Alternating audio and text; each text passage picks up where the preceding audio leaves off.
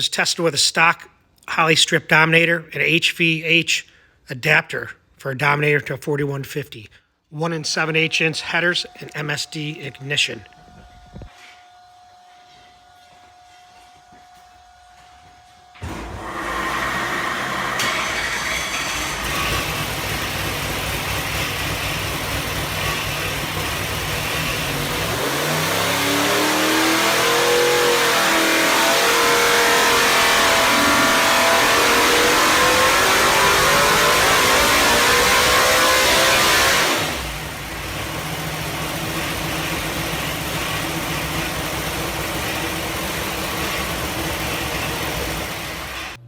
Alright guys, kind of finished this video up. The bottom line is this. Cylinder number 6 has 30% leak down. That's way too much. So like I said before, I think we have an issue with the rings stuck in the grooves of the piston because it's been sitting for 8 years. Now I also looked at the top of the piston. I'm going to show you some video on that. And that kind of looks interesting. It's kind of concerning. It almost looks like it's cracked. Now it could be carbon tracking. I don't know. But the way that it appears, it could be cracked. Although I never heard any noise.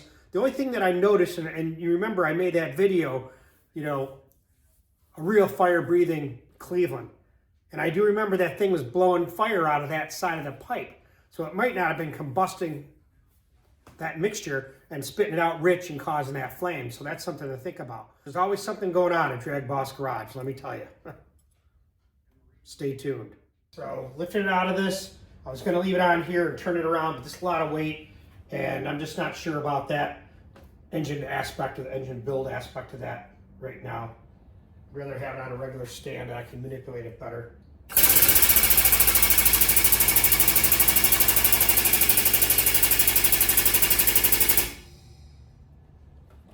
Tell you, this air over hydraulic makes it perfect. Let's see if I can slide this out of here now.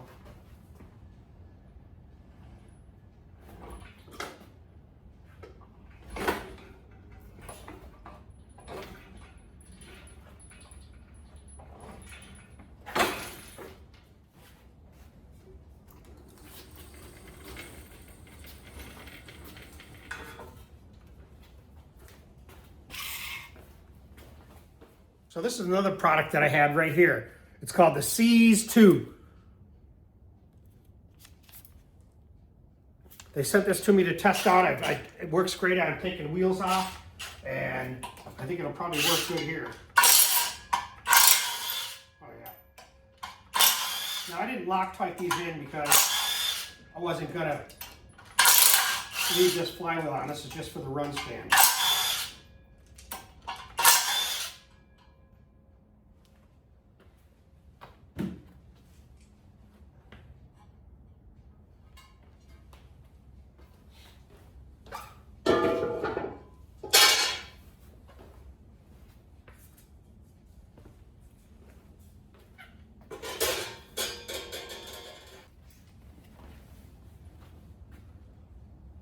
So I got the head here on.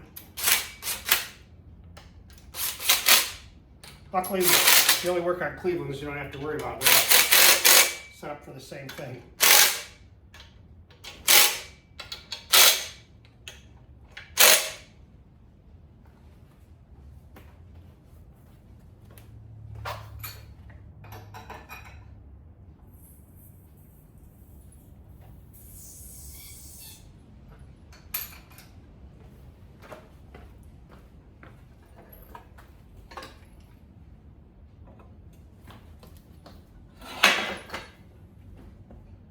Your fingers in there. But now I'll get this on the ground, then I can move it around and work on it a lot easier. Pull the intake off, pull off this one head after I drain the oil out of it, pull the oil pan off. All right guys, I got the 354 on the engine stand over here where I like to work on things, where it's close to my tools and everything. So I'm going to pull off these valve covers, and really I just have to pull off the valve train on this side, pull off the head on this side, pull the pan, and pull out number 6 rod. I don't think I'm going to mess with anything else.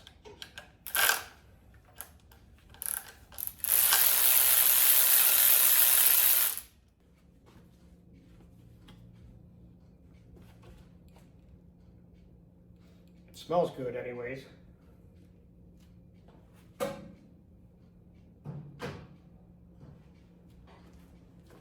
And this has Crowder rockers. It has 173, I'm pretty sure, let's see, on the intakes.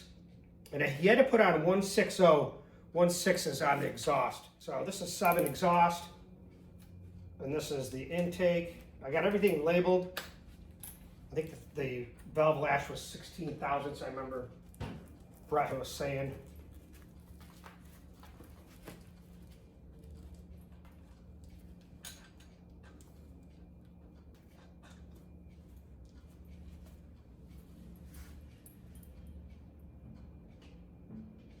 And I have everything labeled in this drawer, 5, 6, 7, 8, intake and exhaust, so I can put everything right in order to where it goes.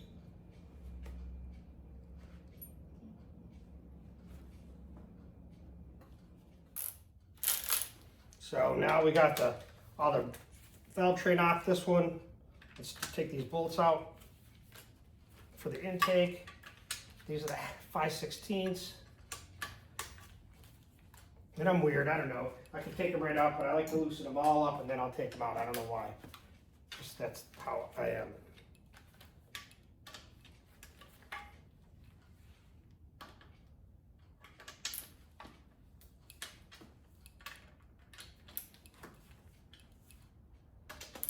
And then hopefully this pops right off without any issue. Then it's a matter of draining the oil. And then pull the pan.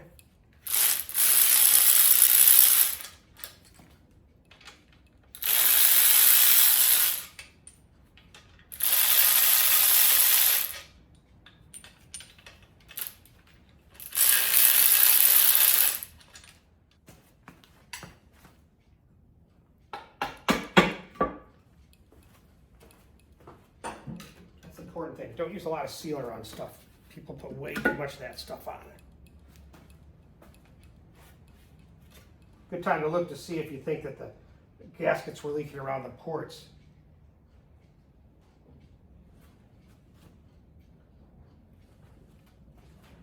So I'll get you a look at it here. They look pretty good. When I ported this, I never really ported it all at the port entrance. I left that the way it was. I didn't want to go messing with that. Or even look to see what lifters were in this thing. It says X on them. I think they're Crowder.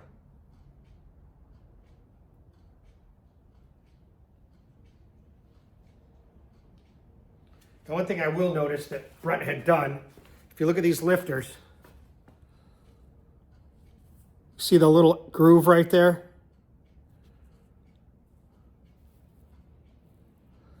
So he did that. I don't think they came like that.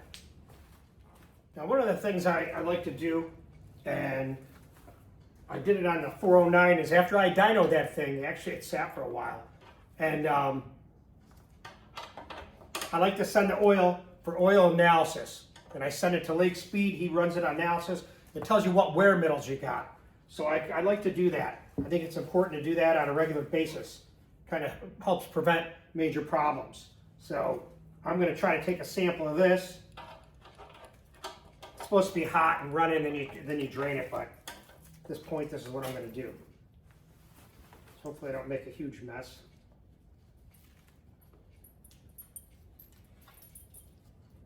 And we can take a look at this drain plug too. Yeah, we got a little mess going on, but that's okay. Now this is a 9-quart pan too. You know, and if you remember my video, I was talking about possibly not running that much in that pan, in the Cougar. I may have to evaluate that and see exactly how much it holds. So,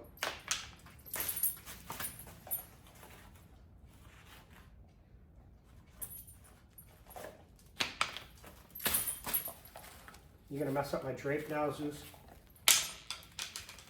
You better get it. So we'll empty this out, drain it. Once I get it, I'll empty some of it into another container to turn it in for waste oil, and then I'll let it drain overnight. There's a good picture of the cylinder head. Looks pretty damn clean, I'll tell you. So the only one that had some issues would be, this is 5, so that's 6. You can see kind of some of the discoloration. So that might be because it wasn't making any compression or enough to get rid of all the fuel. It might have been running rich there. That's what I'm thinking. Now here it is now. It's got the Velcro 1013 gasket on it. There, I put the light on it so you can see it a little bit better. But yeah, they look great. That one looked like it was cracked. I'm telling you, when I see it, and I'll show you the video, I was concerned that the piston was cracked, but these things are freaking mint.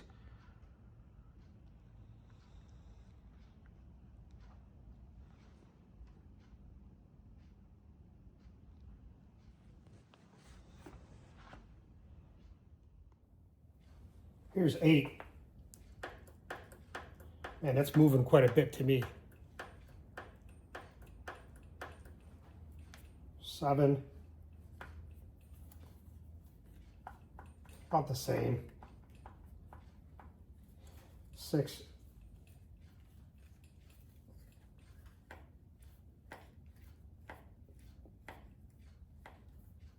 I don't know if you can see that. 8 seems to be moving more than that. But they all have a little bit of rock in there.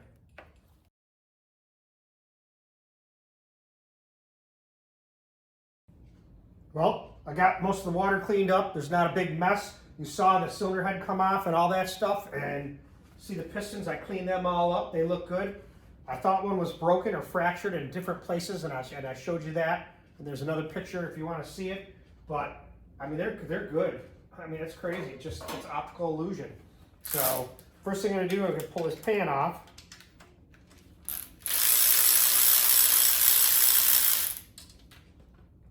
And not drop it in the cylinder.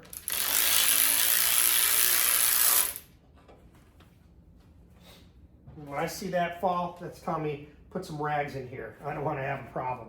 Let me do that right now. My luck, the valve's open and I drop a freaking oil pan pull. Where do you think it goes? Yeah. Now could I get it out? Yeah, I can turn it around and use my magnet or whatever and probably get it out of there, but I don't want to do that. So Brent's going to help with the gaskets so we can get this thing taken care of.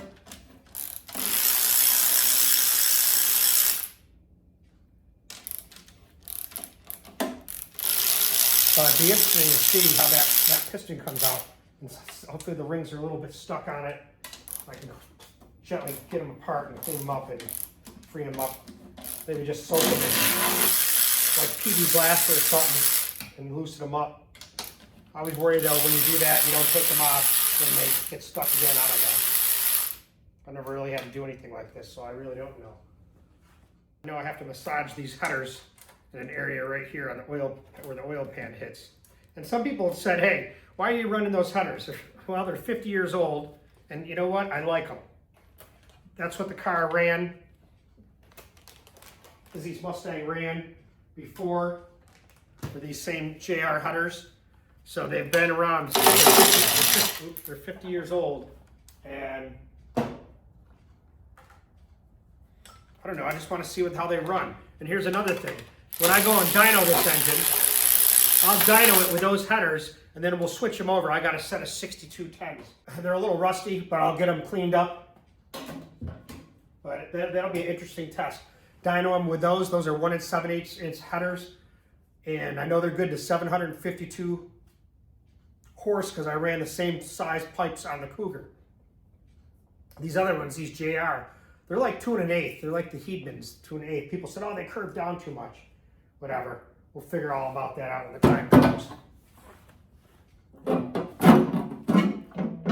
Let me see how this fits on here.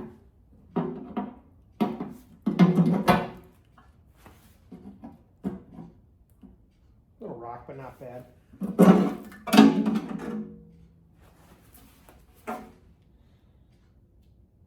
What it looks like inside.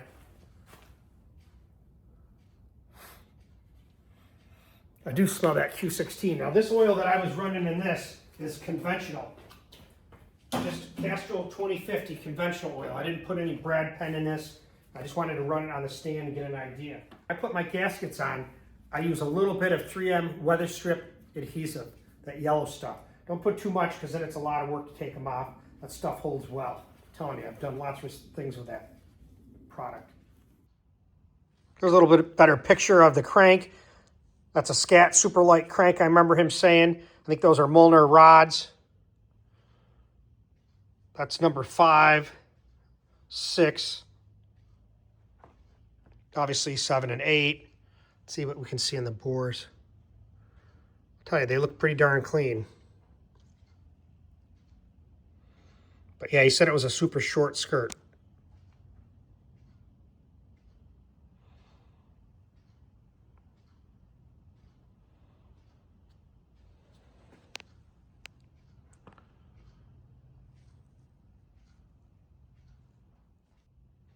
People wonder what block this is. This is a DOE L.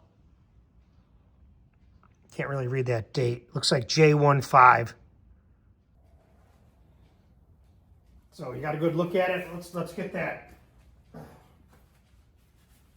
Those rod bolts out. I always make sure I'm looking at the right piston so I don't get confused. 5, that's 6, yeah, so it's right here.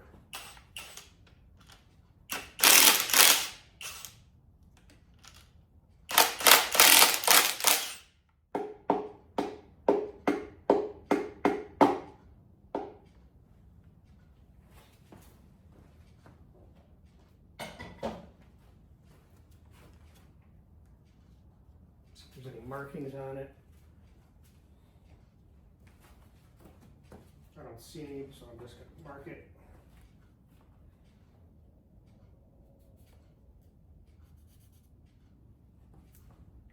Just in case there isn't or something.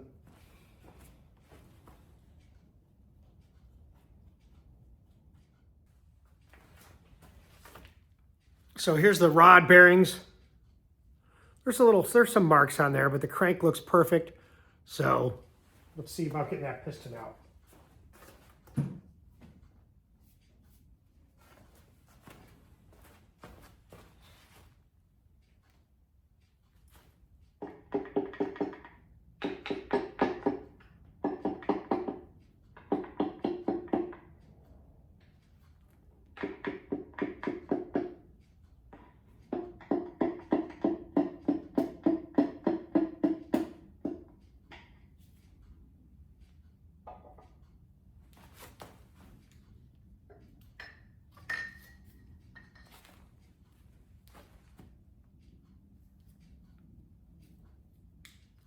Now, they don't look hung up, that's for sure.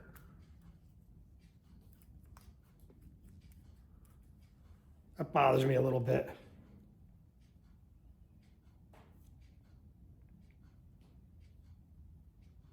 And the ring lands, the ends are not touching.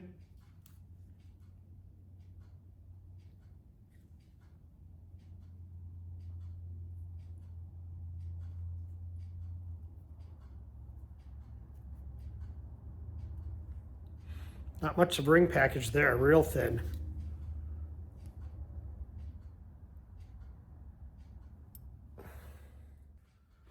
Well, the piston's out, and you see that they're not like stuck to it, so that's kind of bothersome. It kind of worries me a little bit. But I know that cylinder was down at 30%. I checked it a couple times, made sure it was in the right place on the dampener. I pulled the dipstick out, it was blowing air, so we'll figure it out.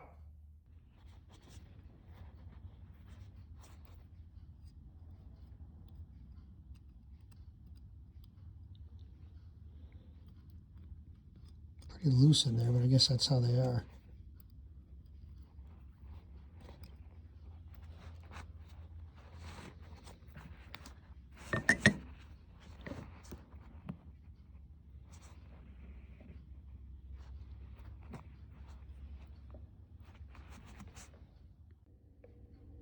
I turned it up right way up so I can see better in there.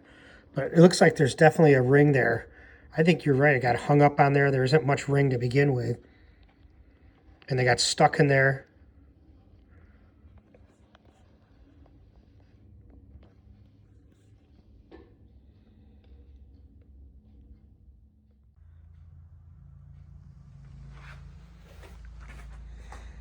she waits. Is the 69 Mustang. So I've been touching it in a while, quite a while, probably a couple months. I got the transmission up in there and it's finally fitted. So let's take a look and see what that looks like.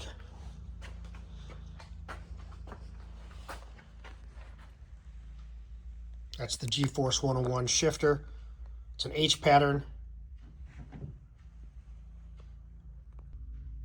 So there it is there with the bell housing.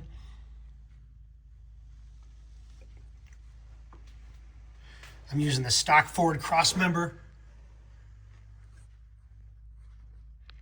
And that's like a low profile GM transmission mount. Everything looks good as far as the shift rods go. Only issue I have is a little bit right in here. Right there where that blue tape is. It works. I just like a little bit more clearance there, so I need to do a little bit of persuasion with the BHF.